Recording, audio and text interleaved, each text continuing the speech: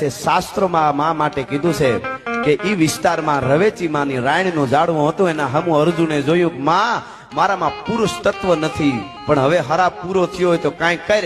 અને શરીરની માલિકો ધાણા નાના ધણે નાટી બોલી અને રાણમાંથી રવેચીએ તેથી કીધું કે અર્જુન, તારા હંગરેલા હથિયારો આયા છે, બહાર કાઢ.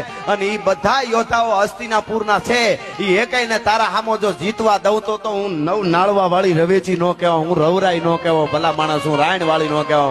અને આપ જાણો છો, પધારો રાજમામા, પધારો પધારો. આપ જાણો છો કે એકલો અર્જુન જીતી ગયો બધાની સામે, જેના ગીતાનું જ્ઞાન દેવું પડ્યું, ઘણું કરવું પડ્યું પછી કૃષ્ણને. ઈ અર્જુને એકલાએ ગાયું વાળવા નહોતી દીધી અને જીતી લીધા હતા બધા. હસ્તિનાપુરના એના યોદ્ધાઓ હતા, પુરુષ તત્વ એનામાં આવી ગયું. એવી આ રવેચી છે, ઈ આપણી આ માં છે. એટલા માટે